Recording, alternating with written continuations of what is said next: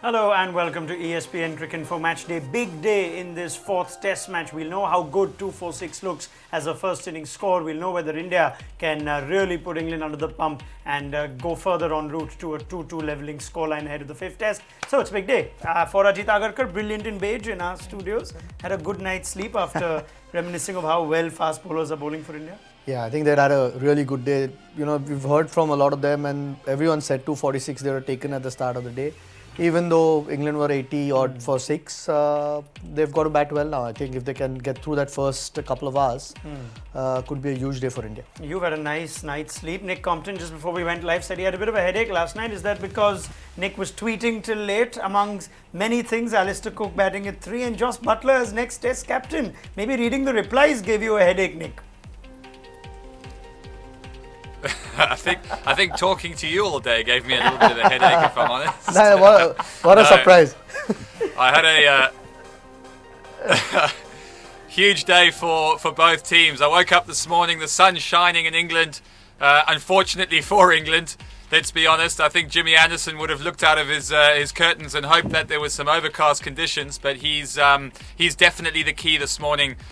For the England team. He needs to make inroads, so does Stuart Broad. I think Stuart Broad is due one of those magical spells of his. Can he get his tail up and take a few early wickets? And I guess for India, you know, much of the same last night. Quite watchful. Can they get through this early period? But as you say, a lot of talk about yesterday, but we don't really know if it was a good score or not until India bat on this pitch. But for me, it's about the two experienced campaigners, Root and Cook. Didn't perform as the experienced batters yesterday. Can the two experienced bowlers in Anderson and Broad really pull one out of the bag today? Because England really need it if they're going to maintain that 2-1 lead that they have at the moment. All right, let's open those curtains for everyone who hasn't got a view of what Southampton looks like on the morning of day 2. Melinda Farrell outside the Ageas Bowl in some very expensive shades, I'm sure, which tells us there's a lot of sun. I'm sure she's taken that off one of our senior editors because we hardly get paid at ESPN Cricinfo. But Mel, good to have you. What's the weather like? It already looks bright and sunny. Only cheap shades for me, Ranak, you know that. It is beautiful here though today, and you know, throughout this series, or a couple of times in this series, you'd have to say India have been somewhat unlucky in the way the toss has gone and the conditions they've ended up finding themselves batting or bowling in. But here, they bowled so well yesterday and made use of the conditions that they've probably earned themselves the right to bat here today on what's probably the best, or what's likely to be the best day of batting, certainly today and tomorrow. It is lovely here today, and they have earned that right. And it's going to be, I guess, a question of whether England can come out and bowl better, certainly, than they did last night. I think they would have been a bit disappointed with the way they bowled those first few overs to India. But I mean, it all looks terrific here, and I think India will be pretty happy with the situation they've got themselves in so far, bearing in mind that they haven't had a full innings here yet.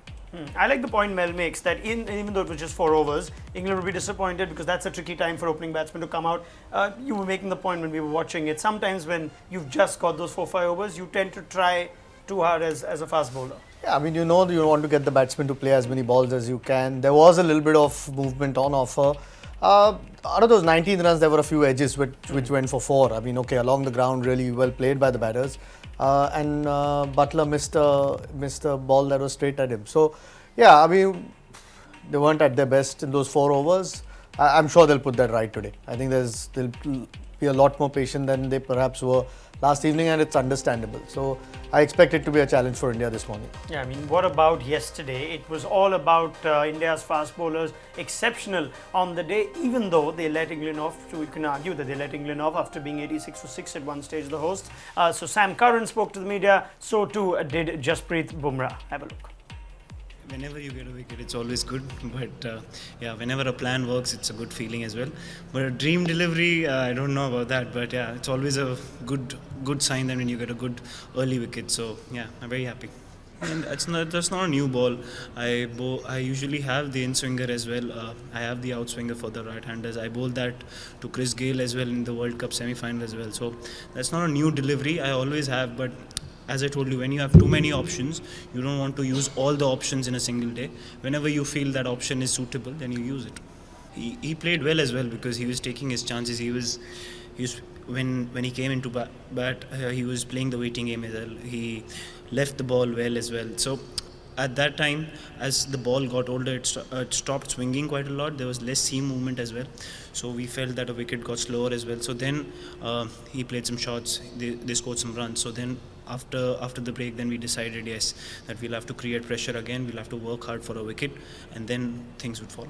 Yeah, I think I just try to play my natural game, and obviously love being in the side, and just try to play like I played for Surrey last week, and almost just played out there with the way I do, no fear, and just trying to play the way I do, nice and positive, and get some nice partnerships out there, and not trying to overthink it. So just trying to play the way I do, and lucky enough it came off, and we've got a decent score on the board now.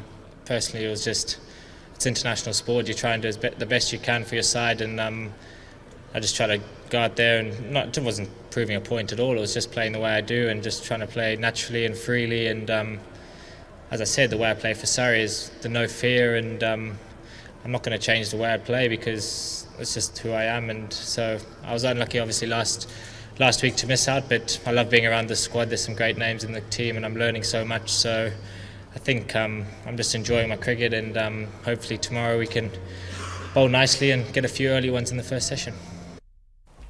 That was the 25-year-old Jasprit Bumrah and the 5-year-old Sam Curran speaking to the press yesterday. We're looking at England's batting this series. It's a point that it's a stat that they could be thankful Sam Curran's been part of. 6 to 11 has averaged more than 1 to 5. And that essentially takes us to an extension of the conversation we've had for a while. Nick Compton also with some strong words on Twitter last night, urging for a new opening pair. So let me give you another shot at this, Nick. I know you've said this in bits and pieces before, but I think now you've made some strong remarks. You've got some support last night. You need a strong opening pair, you say, for players who start on an equal stage. And you've already made your point on Alistair Cook coming 3. Why don't you take some time and elaborate on it further here? Oh dear. Look, I've been saying for some time the opening partnership hasn't worked for England. There's been 12 opening partners since Strauss. I was one of those, fortunately or unfortunately, and it seems to be a bit of a poison chalice. I think there's come a point where you can't keep this revolving door going. You know, I mean, you drop Jennings, someone else comes in, and I think one of the points is if you look around the counties, is there anything much better? And I wouldn't say with confidence that there is. If somebody else comes in, you know, a guy called Rory Burns has done very well at Surrey. He's been a name that's been bandied around. He's been consistent. And I guess the answer is you don't know until you try. However, you know, he's played on a good wicket at Surrey. He comes in. If he struggles, then what? Is he much better a player? Perhaps. But I think the point being that this opening partnership hasn't worked. And I think the time now is for a new opening partnership, a new group of 2 youngsters who are potentially on the same grounding, the same standpoint, who come in, who can forge and start their own career together, rather than coming in and thinking, gee, I'm batting with the great Alistair Cook, and you know, you're almost, you know, at a hiding to nothing. So I think it also gives chance for Cook to develop a little bit. You know, people will say, oh, what are you talking about? He's played 150 test matches. He's one of the greatest England opening batsmen. And yes, he is. But sport is about continual evolvement. You look at the likes of Federer, Djokovic, these type of guys, they're continually evolving and getting better. And I think Cook is at a stage in his career, he's the most experienced player.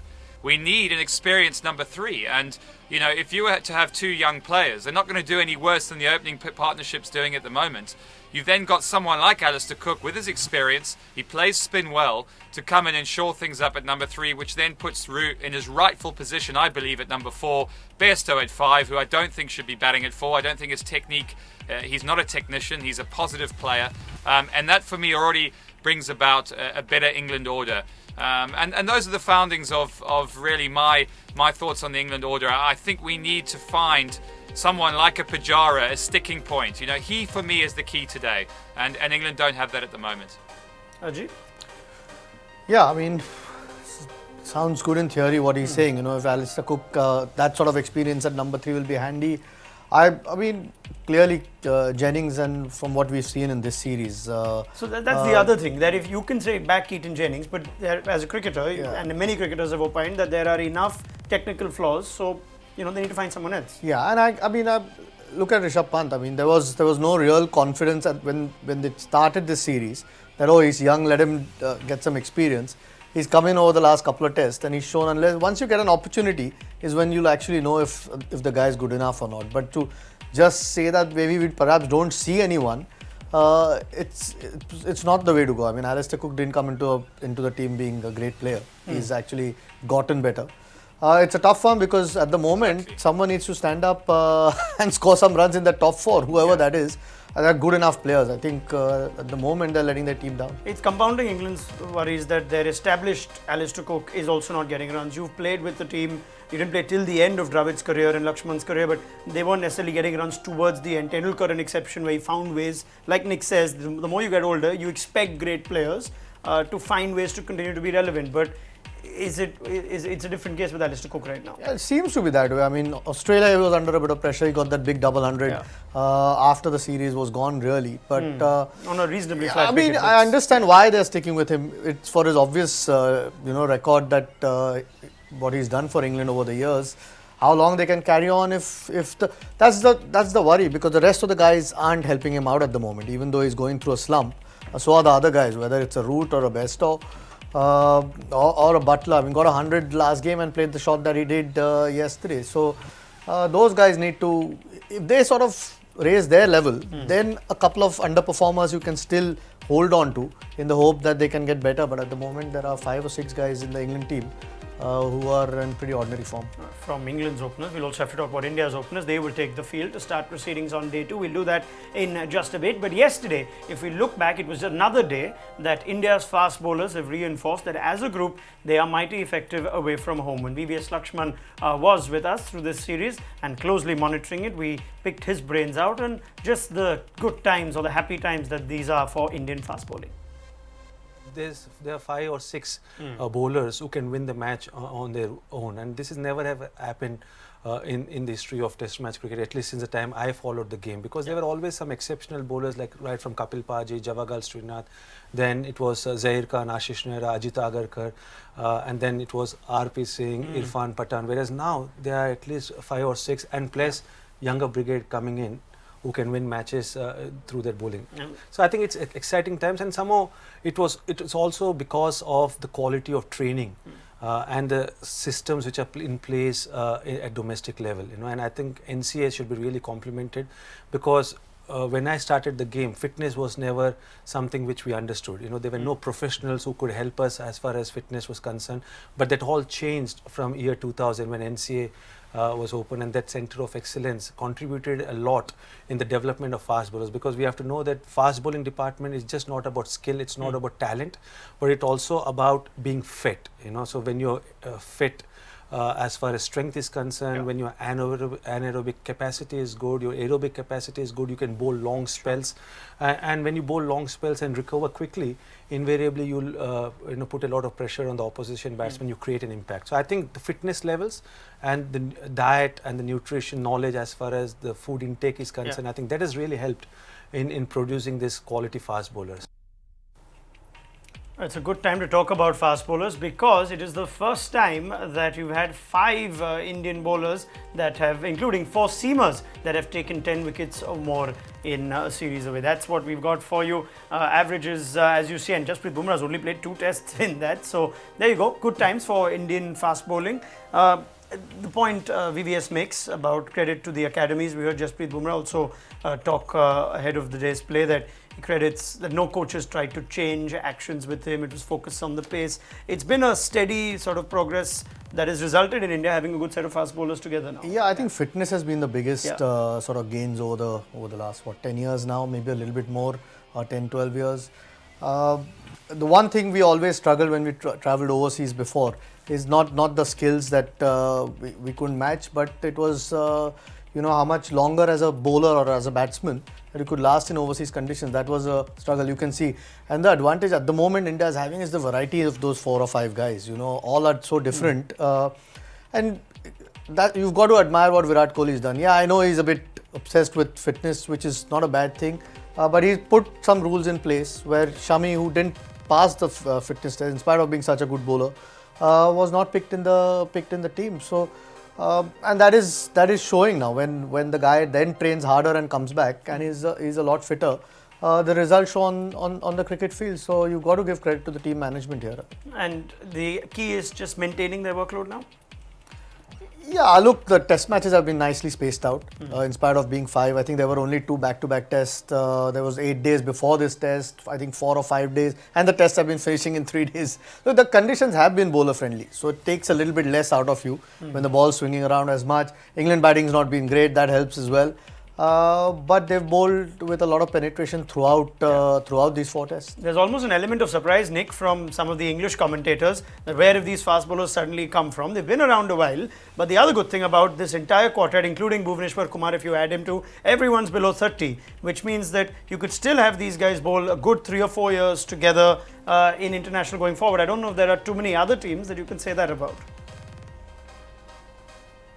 No, I think it's excellent and it shows great succession planning. You look back to the days of Dennis Lilly when he started and India invested in his MRF academy, and I'm sure Ajit may have spent some time there and other fast bowlers that have come through that in previous times. So sometimes you don't always see the rewards of these come out immediately, but somewhere down the line the management have done a good job where they've clearly planned for this. You know, this hasn't happened by mistake. There is a good quartet of fast bowlers in India. Where is England's quartet of fast bowlers? Where is their succession plan? I saw the 2 selectors sitting at the ground yesterday watching Test cricket.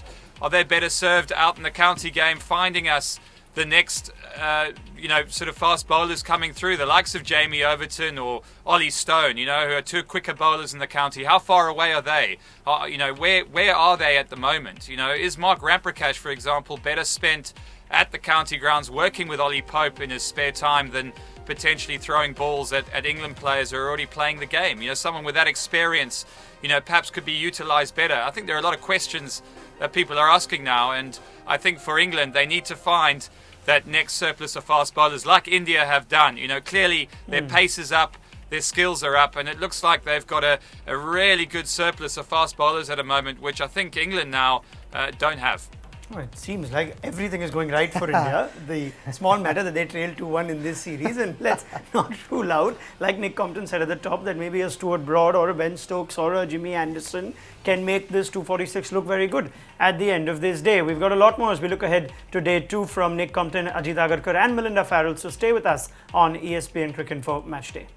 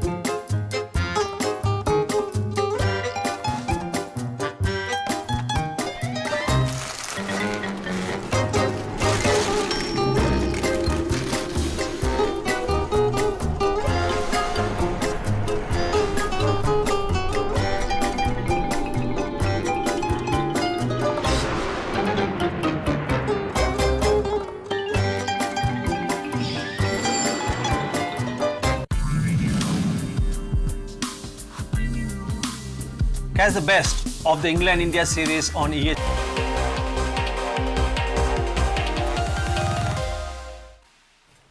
Good to have you on ESPN Cricinfo Match Day. Looking ahead to the second day's play, India resuming 19 without loss. We spoke of fast bowlers, how good they were for India on day 1 to keep England to 246, including 86 for 6 at one stage. Another element of that was Jasprit Bumrah trying his different in-swing, out-swing, which caused a slight nightmare for young Rishabh Pant. Melinda Farrell still with us at the Ageas Bowl. I'm sure there's a bit of a laugh even from those watching in the press box. Mel, you saw Rishabh Pant hopeless in some of those. It was a hard day for the keeper, but any assessment that you've made or your colleagues have made on how Pant was on his first day out at Southampton? You're just asking me that because you know that George DeBell has been quite vocal about Rishabh Pant. He saw him keeping in one of the warm-up games, and people keep reminding him whenever Rishabh Pant does well, people like to remind him of that. But then when he doesn't do so well, George has a very smug look on his face, which I'm sure would, of course, surprise you.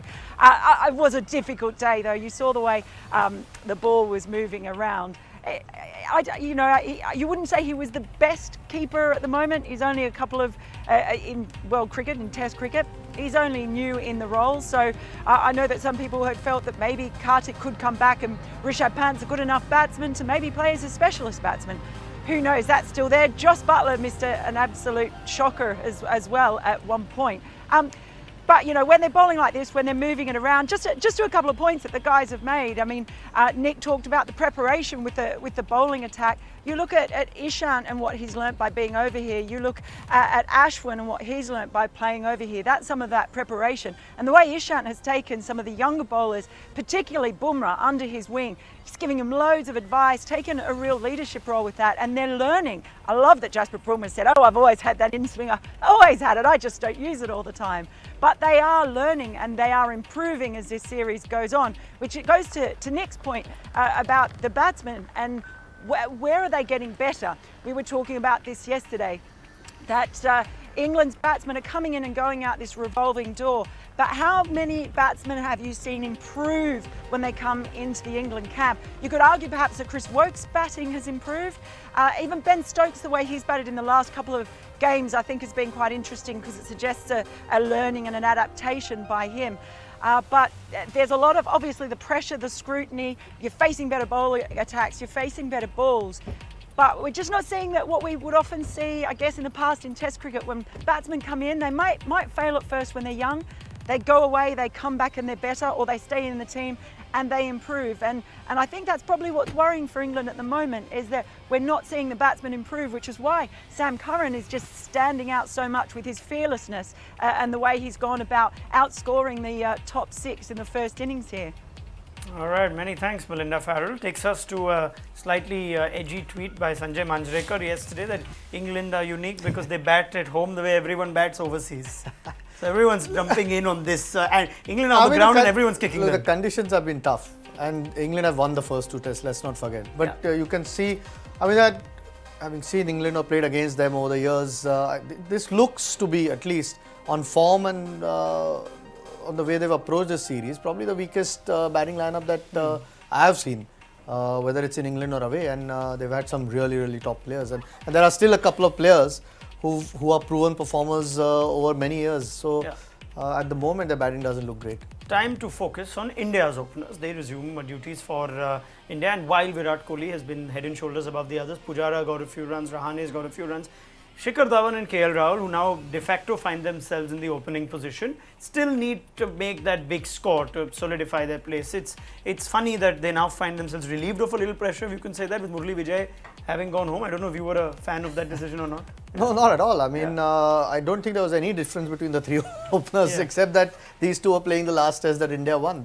They gave India a couple of starts in the last test. But Rahul needs to cash in. I think all the faith that's been shown in him, and for obvious reasons, you can see the talent, the potential that's there. Started really well last evening, so he needs to cash in at some stage. I mean, Shikhar Dhawan, again, he's got his limitations, but finds ways to give India starts, which is what they are sort of hoping that he does again. But you know, for someone who's been around for a while, has got to make something count, because again, otherwise you're depending on Virat Kohli trying to bail you out. And you know, maybe Anderson's got a little bit of luck on his side this time around. I mean, there's a lot of sympathy for Murali Vijay, Nick, from India, from other experts too. But the fact is, can this still be a good thing for Shikhar Dhawan and KL Rahul, that at least now they can get 4 or 5 innings together? This is, I mean, it should work. It could work either way. Have they done enough for you to merit their selection over a Murali Vijay, or do you think there's plenty more they need to still prove? Well, it's clearly a Virat Kohli decision. He likes KL Rahul. He's a modern day player. He plays all forms of the game. Clearly he's very talented. We saw a cover drive he played last night to the swinging outswinger of Jimmy Anderson, which had a lot of control, didn't try and overhit it. And he looks a very good player. Is he a natural opening batsman? I think time will tell. He's going to have to learn his trade, probably in the hardest place to open the batting in the world. The ball is swinging. He's going to have to rein himself in. He's clearly a natural stroke maker, so a big challenge for him. But I think in terms of learning, there's no better place to do it. And I think both teams are probably struggling when it comes to selection. That times now players don't get given long opportunities. So it's nice to see KL Rahul being given this opportunity, Pandya being given a long opportunity, because you look at some of the great players over the years, you know, not many of them came on and burst onto the scene. The likes of Steve Waugh, even Jacques Kallis took, 15, 20, 30 test matches to really get going. You've got to warrant that investment, of course, but I think a guy like KL Rahul clearly has the ability. They've made a decision, a tough decision on Murali Vijay, who, of course, has been an excellent player, someone I've really admired watching, so he can count himself unlucky. But I suppose Kohli wants to move forward with a fresher approach and a younger player, and that's kind of what Virat Kohli is trying to do with his team. He clearly has a plan in his head. I just wonder whether KL Rahul can adapt to that opening role. It's a tough option at the moment. The fact that they managed to survive 4 tricky overs last night, Nick, you'd go with this being the best possible day to bat, so the openers must cash in. Yeah, great place to bat. Having played at the Ageas Bowl a few times, it can be a bit tricky early on. The ball can swing, as we saw yesterday. But in terms of the pace of the wicket, it's very evenly paced. I don't think there's any alarming bounce, and it does slow down a bit. So you do have time to bat. I think if India get through this initial 40 overs, I think England's work will be cut out. So they've got to make some inroads this morning. And for me, the main man is Pujara. I'm a huge fan of Pujara. Don't know why he didn't play in the first test match. But that stickability, the ability for the Indian batting to bat around a guy like that is so important. England don't have that sort of player at the moment, and it's almost lost on the modern day game at the moment. For me, Pujara is an excellent player. Of course, Kohli is the main man, but I think Pujara holds a lot of the key. If he can stick around for a couple of hours and really make it hard work for England's bowlers, then that could be that would be a big step forward for India today. We still saw the ball do enough in the 2 sessions. There was a bit of zip that you said. Can we expect the same on day 2? Yeah, it's a strange one. I mean, everyone's been saying it's still one of the better batting surfaces. Yeah. I said yesterday it was a good toss to lose for Virat Kohli. He would have batted as well. Sorry. Yeah, you expect the new ball to do something. Whether it'll have just that as much as zip, I doubt it. Pace in this pitch though?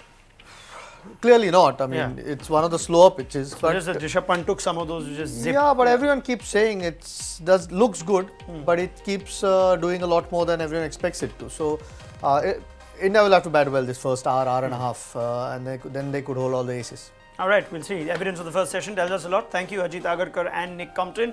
Do join us for our lunchtime show on ESPN Cricinfo.com and the ESPN Cricinfo mobile app. Let's see how things go in this first session on day 2. Bye-bye.